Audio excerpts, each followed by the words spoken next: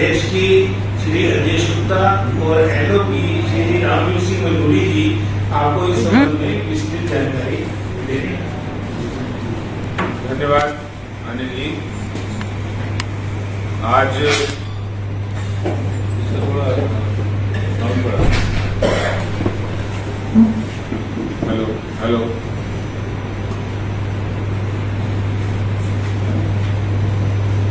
Hello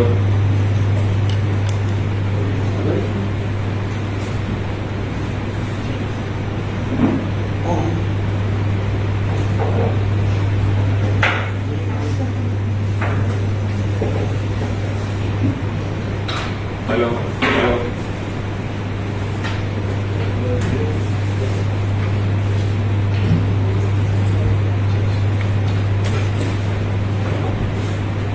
hello hello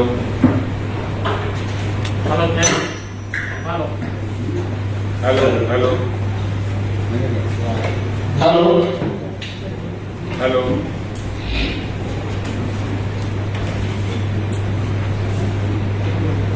hello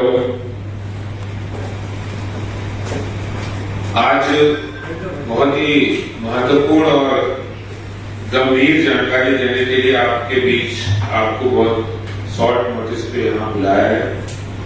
इस महत्वपूर्ण press conference में उपस्थित दिल्ली विधानसभा में विपक्ष के नेता आदरणीय श्री रामवीर सिंह मजूरी जी और मीडिया के साथी अनिल वर्मा जी, सभी हमारे पत्रकार मित्रों साथियों, जिस तरह से नई एक्साइज पॉलिसी को जिसमें हजारों करोड़ों रुपए का भ्रष्टाचार दिल्ली सरकार के द्वारा हुआ था, वो सब बातें अब सामने आ चुकी हैं और सीबीआई जांच के बाद आनन फानन में उस पॉलिसी को, जिसमें हजारों करोड़ों रुपए का जो करप्शन है, भ्रष्टाचार है, दिल्ली सरकार ने, अरविंद केजरीवाल सरकार ने किया था, उस पॉलिसी को पहले उन्होंने कहा कि हम इसको 1 तारीख से पुरानी पॉलिसी दिल्ली में लागू हो जाएगी, लेकिन उन्होंने दोबारा से 2 महीने का एक्सटेंशन देकर शराब माफिया को और अधिक फायदा पहुंचाने के लिए, या अगर यूं कहें तो उनका कर्जा उतारने के लिए 2 महीने की और उन्हें मोहलत दी है और 2 महीने वो ये दिल्ली में और ज्यादा भ्रष्टाचार करेंगे और ज्यादा शराब बेचने का काम करेंगे। इसके साथ ही साथ आज मैं एक बहुत ही महत्वपूर्ण डॉक्यूमेंट्स आपको दिखाना चाहता हूँ। ये कैबिनेट नोट है जो 31 जुलाई को लेफ्टिनेंट गवर्नर के ऑफिस भेजा गया और इस कैबिनेट नोट के माध्यम से मैं आपको कुछ जानकारी मैं आपको देना चाहता हूं। दिल्ली के उप मुख्यमंत्री मनीष सिसोदिया ने बड़े जोर जोर से चिल्ला कर कह रहे थे कि नई एक्साइज पॉलिसी से पहले के मुकाबले 3000 करोड़ का राजस्व बढ़ा है। 30 जुलाई को इन्होंने प्रेस कॉन्फ्रेंस किया था बाकायदा और कह रहे थे कि 3000 करोड़ का राजस्व शराब की बिक्री से बढ़ा है। ये नई एक्साइज पॉलिसी से दिल्ली सरकार को फायदा हुआ है। दिल्ली के खजाने में 3000 करोड़ रुपए ज्यादा हुए। लेकिन इन्हीं की सरकार का ये कैबिनेट नोट है 31 जुलाई का और वो सच्चाई सामने आ रही है। इसमें इस कैबिनेट नोट में साफ लिखा है दिल्ली सरकार ने 2019-20 में जो रेवेन्यू का अनुमान 8,911 करोड़ रुपए लगाया था, लेकिन 2019-20 में वास्तविकता में 7,039 करोड़ ही रेवेन्यू मिल पाया। और नई आबकारी नीति आने के बाद लगाया था कि ये 3,000 करोड़ रुपए का इन्होंने जो था, लेकिन वास्तव में ये गिरकर 6,720 करोड़ रह गया, जो कि 37% जो इन्होंने एस्टीमेट किया था उसमें 37% की भारी कमी। ये रेवेन्यू लॉस, ये देखिए कैबिनेट नोट है, इसमें बाकायदा लिखा है reverse licence fees for the purpose of tender arrive at by adding escalation of 10% to the aggregate average revenue in normal year 2019-20 was rupees 7,039 crore, against which is the successful bidders quoted a total tender license fees of rupees 8,900 crore. इसमें साफ लिखा है total revenue realisation for the year 2021-22 was 6,720 crore. Excise revenue इसकी detail दिया है. आपका current physical of 1,485 crore was realized, which is 37.51% below the budget estimate for the current fiscal 2022-23. यानी हर बार झूठ. आप दिल्ली के उप मुख्यमंत्री हैं, 30 जुलाई को प्रेस कॉन्फ्रेंस करते हैं मनीष सिसोदिया, कह 3,000 करोड़ रुपए का रेवेन्यू फायदा हुआ. और ये किसका है? ये कैबिनेट नोट किसका है? ये दिल्ली सरकार का है. Government of national capital territory of Delhi, ये दिल्ली सरकार का ही कैबिनेट नोट है जो एलजी साहब को भेज रहे.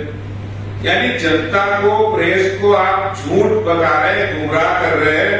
ये सच्चाई सामने आ चुकी है कि कितनी झूठी सरकार है ये, कि अपनी बात को कहने के लिए झूठ बोल देते हैं. और कोई मामूली व्यक्ति झूठ नहीं बोल रहा है. अगर ये कहे आम आदमी पार्टी का प्रवक्ता झूठ बोल रहा है, वो भी नहीं बोलना चाहिए. लेकिन ये दिल्ली के उप मुख्यमंत्री झूठ बोल रहे हैं. और इसी तरह से दिल्ली सरकार के जो 2019-20 में 1,872 करोड़ रुपए का राजस्व घाटा हुआ था.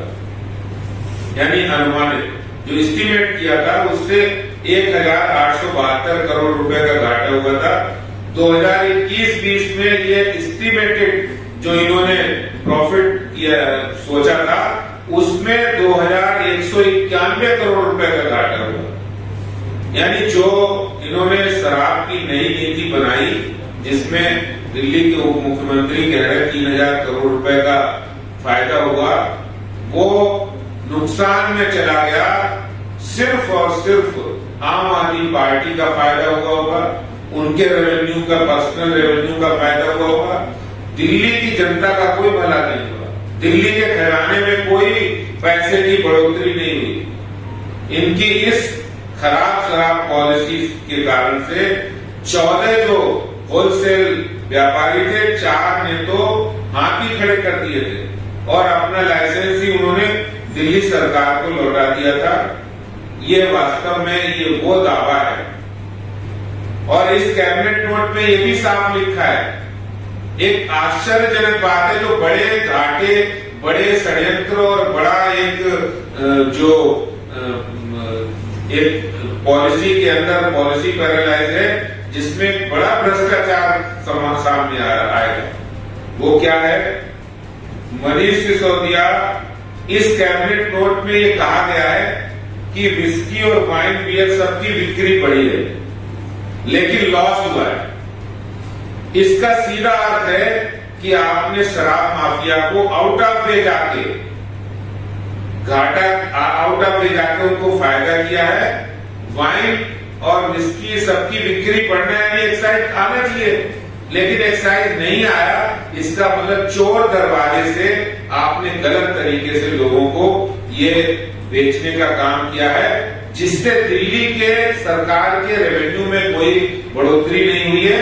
हाँ, शराब माफिया के रेवेन्यू में बढ़ोतरी हुई, दिल्ली की आम आदमी पार्टी के रेवेन्यू में बढ़ोतरी हुई है, आम आदमी पार्टी के नेताओं के रेवेन्यू में बढ़ोतरी हुई है, लेकिन दिल्ली की जनता का कोई फायदा नहीं हुआ है. ये असलियत बताने के लिए मैं आपके बीच आया हूँ. बहुत बहुत धन्यवाद.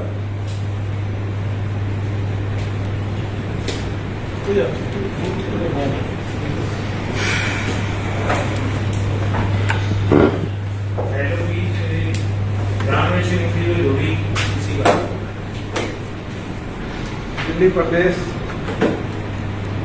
भारतीय जनता पार्टी के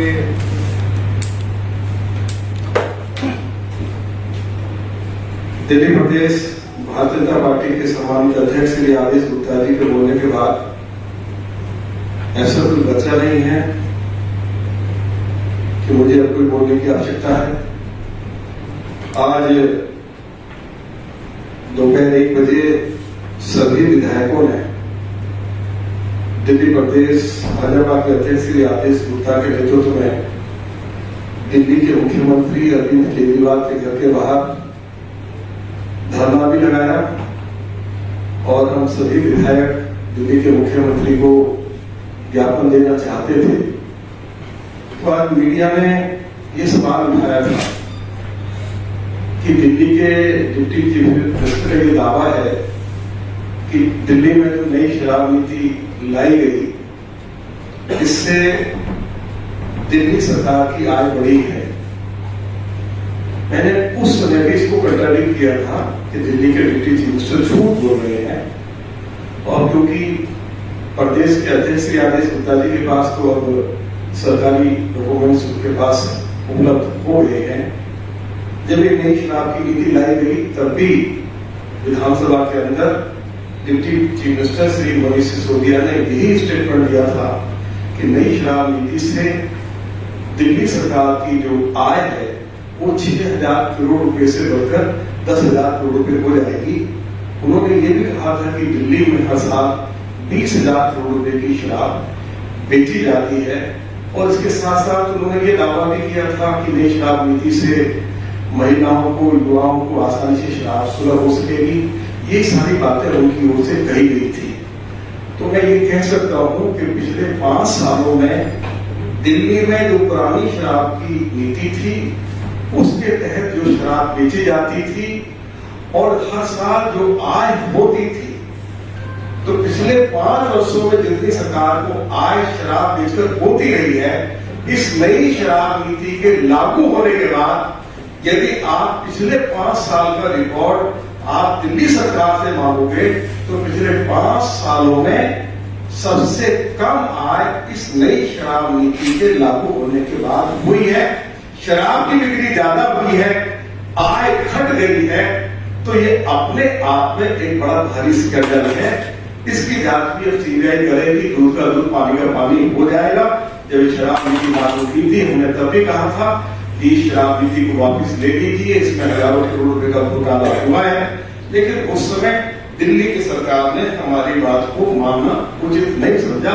अब सारी बातें आप लोगों के सामने आ रही हैं। मैं इतना ही कहना चाहता था। बहुत बहुत धन्यवाद।